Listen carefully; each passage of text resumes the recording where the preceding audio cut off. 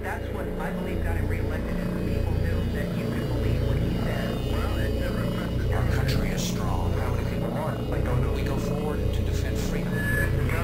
All that is good and just in our world. We have faith in our leaders. We're optimistic as to what becomes of it all. It really boils down to our ability to accept. If you want a vision of the future, Winston, imagine a boot stamping on a human face forever. So there's a word that you need to become familiar with. Dystopia.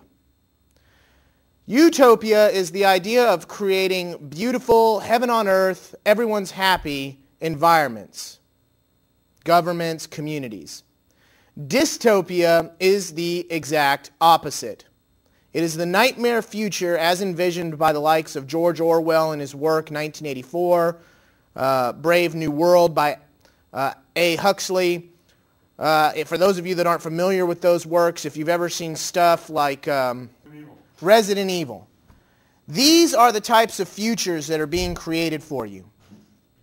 Total cyberpunk wasteland apocalypse. And what most people do not realize is that we are not living in 1985. We are starting to live in Orwell's 1984. But the majority of the American population is completely coddled, completely childish in their understandings of politics and their understandings of economics and even in their understandings of dealing with each other. And it is for this reason that we are accelerating into the dark future. Now, there are many of you out there that are awoken to this. There are many of you that are involved in the information war, that understand what's happening, that can see the writing on the wall. And there are a great many more of you that do not see that and cannot see it because they've been blinded by baseball games and Paris Hilton. But we are. It is the future. It's 2007. And unfortunately, all of the technology that could have escalated mankind to new heights and infinite potential now are being suppressed because the major powers that be have an interest in keeping the status quo. And this is the battle of every generation. This has been the continued story throughout history.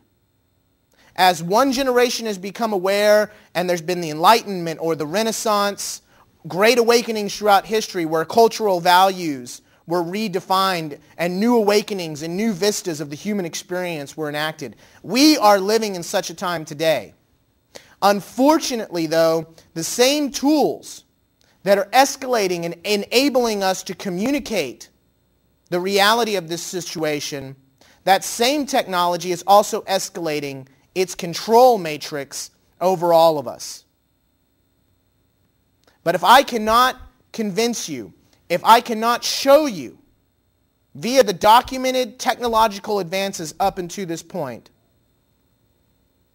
then I have failed in my mission and in what I'm trying to do, which is to wake up as many of you as possible to the idea that we live in dynamic times, that the future course of humanity is being decided right now, and that there are only two roads to choose from.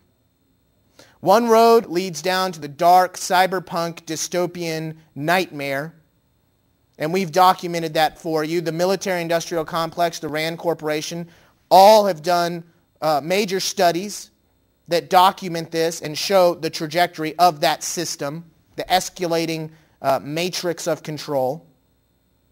But see, there's another opportunity. As the Japanese saying goes, in times of great crisis and struggle also are times of great opportunity. And if we can embrace the change, and if we can make the change happen, if we become the change that we want to see happen in this world, then humanity can set itself free, can finally break the chain, and create a new and better world.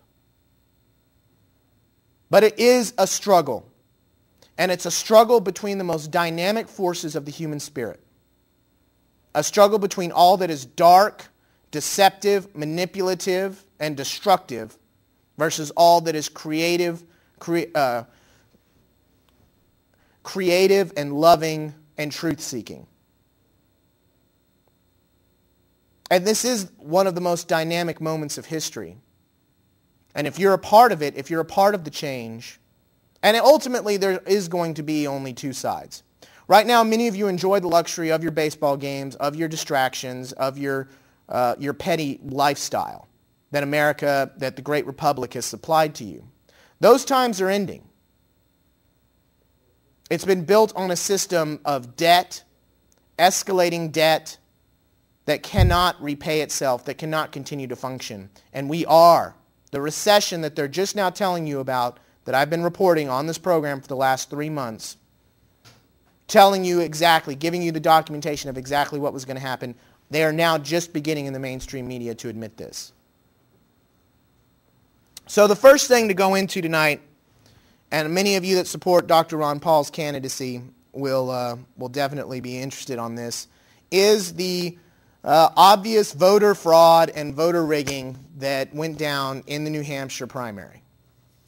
In all of the states, in all of the they're not counties, townships, in New Hampshire that do not have voting machines, electronic black box voting machines, that all of the ones that have hand-counted votes, those districts report voting results that are much more closely aligned with the polls, while all of the electronic voting machine districts all are wildly outside of the polls. And everyone's going, why are the pundits, why are the pollsters been so wrong?